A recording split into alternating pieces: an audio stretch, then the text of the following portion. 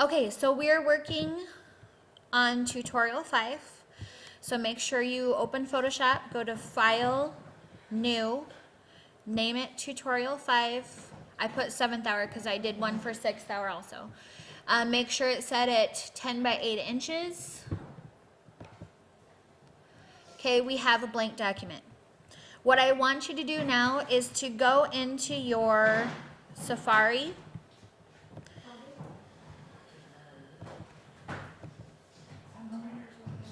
And I want you to look up pictures of trees. Switch to an image search. And you can pick any one you want. But keep in mind, we're going to be selecting the tree only. So you need to be able to see the entire thing. If it goes off the edge of the picture, you probably don't want it. And if it's really complicated, like a big gnarly tree, it might be a little bit harder too. That's fine. I'm going to do this one because it's going to be really easy to select since it's all black. I'm just going to do a screenshot. Command-Shift-4. Then you can close back out of Safari. I'm going to place it in my blank document.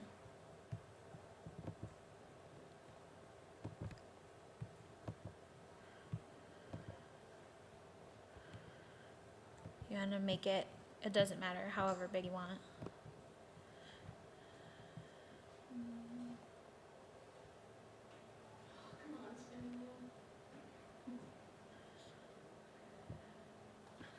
I'm going to put mine right there.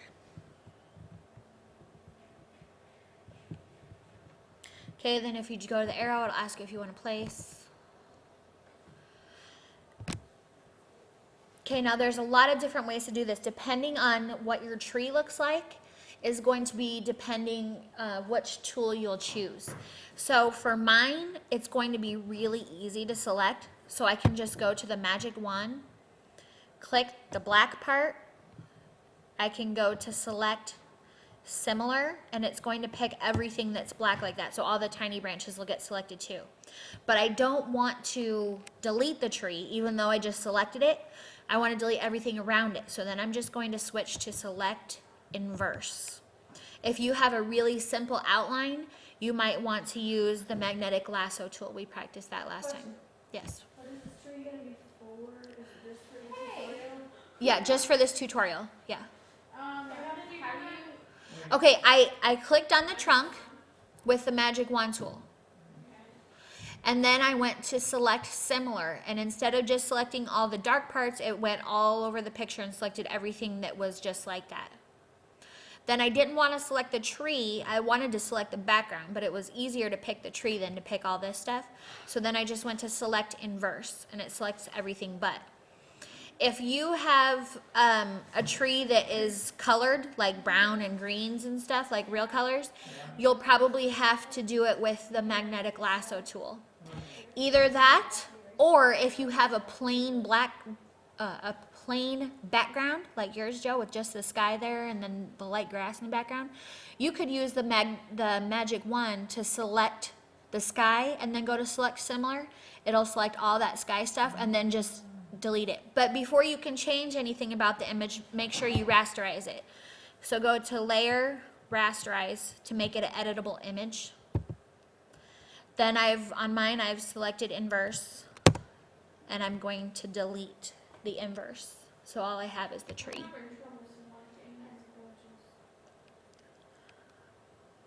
Bring it here, Destiny.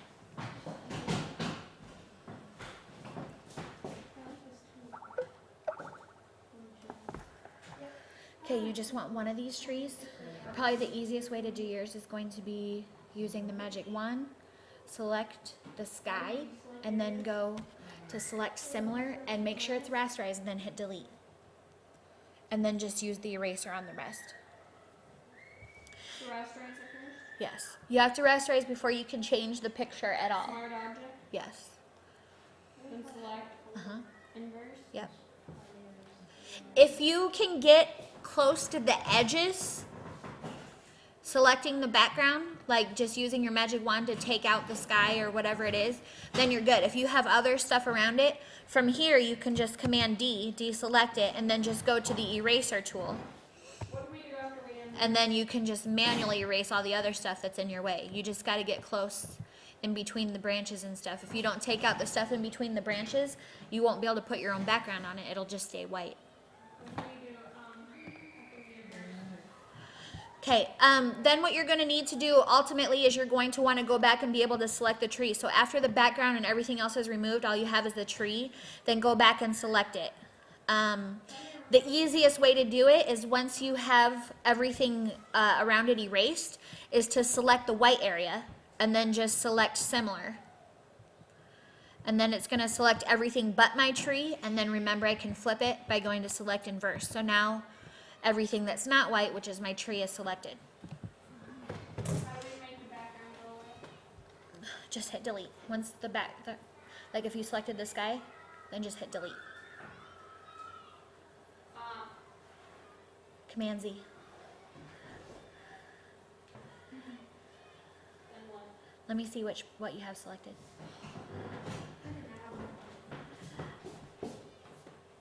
Well, you selected that. I didn't do Okay, it. then go to select similar.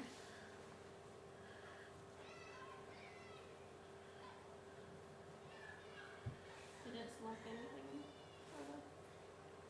Oh, it selected the whole thing. What's your tolerance on?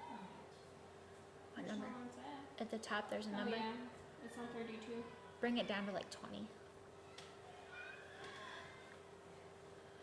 Okay, and then select similar again. Uh-huh.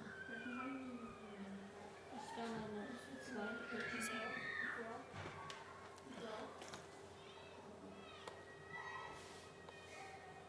I was watching a tutorial and this guy could change his brush size without, like, he had a shortcut where he would touch a key or something and then scroll and then his brush size would change. Destiny, I don't know why yours won't select similar. So just hold down shift with the magic wand and keep clicking around the sky until it selects everything. Hold down shift and then click until it selects all the stuff around it, and then just hit delete. Okay, once you have your tree selected, there's a couple things we're going to do to it. The first thing is make sure that it's selected, so you should have the wavy lines moving around it when it's selected. Then I want you to try brushes. So there's two different ones showing up on your palette here. You want to pick the one that's underneath the Band-Aid, not the history brush. So make sure it's the right brush, the top one, not the pencil or color replacement. Okay, once you have your brush selected, then you can change the color. If you try changing the color before your brush is selected or try changing your brush, it won't do anything. So all the way down at the bottom left-hand corner, it brings up black, I think is the default. So if you click on that, it'll bring up your choices, and you can move it around to pick whatever kind of color you want. You're gonna have to show me this again because I'm trying to select my tree again. Okay. I only have like a few minutes left on this tutorial, so I'm just going to go through it. Okay, so once you choose a color, then the next thing that you're going to consider is opacity. I don't want you to do 100%, because if you fill it in 100%, you're going to have a silhouette. You're going to lose all the detail of the tree and the branches and the leaves. So then I want you to bring your opacity down to between, probably 40 and 60%. Should still show a fair amount of details with changing the color. Depends if you want to tint it or change a lot. So I'm going to go to about 40. And then I'm going to change my brush up here. You can change the size by moving the diameter. You can change the brush type by scrolling up and down here. There's some funky ones at the bottom we're going to use later. Right now we just want to fill it in. Okay, so then one swipe of my brush is going to paint it 40%. I don't want to let my mouse up, because once I lift up my mouse and then go in for a second pass, that's adding another 40%. So now I'm up to 80%. And I don't want to do that. I still want to see the detail of my tree.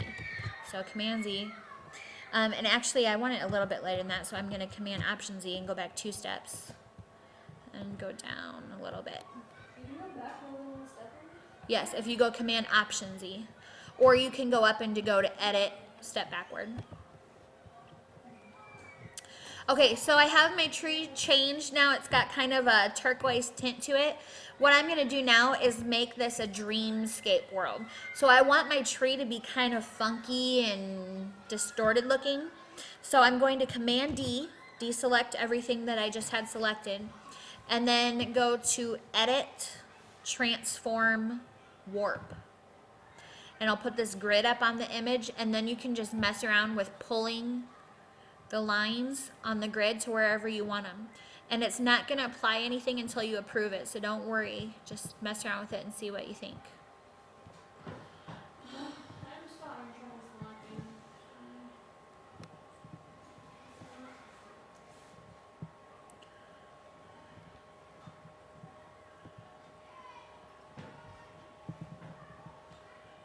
And once you have it where you like it,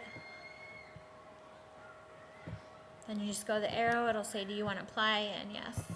Transform what? Edit, Transform, Warp.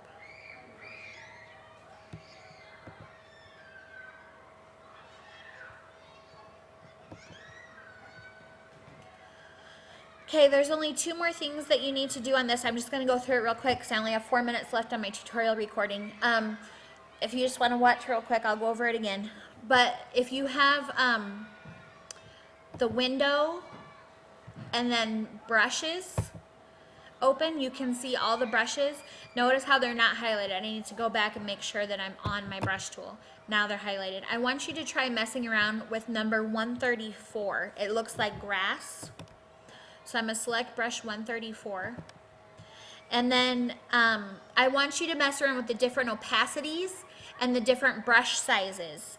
To make this look 3-dimensional, you're going to want to start out with big brush size here to get smaller in the background, maybe get darker with the opacity. It automatically gives you variations of color. Oh, I'm still on this one. I'm still on a light opacity. It automatically gives you variations of whatever color you pick. So I have like some greens and teals and all kinds of stuff in here.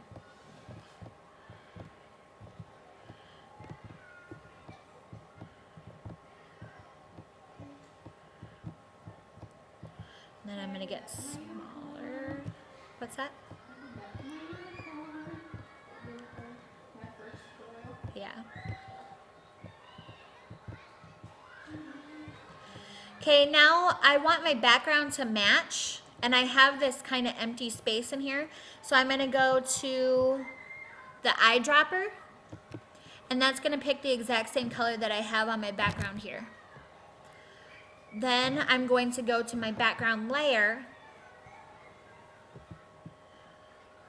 get a solid brush. Maybe I'll put a few in here.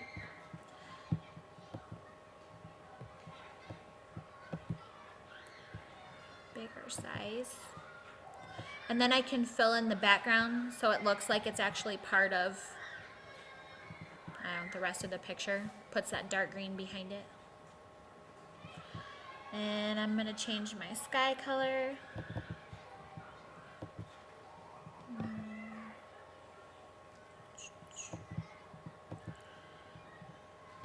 Lower opacity.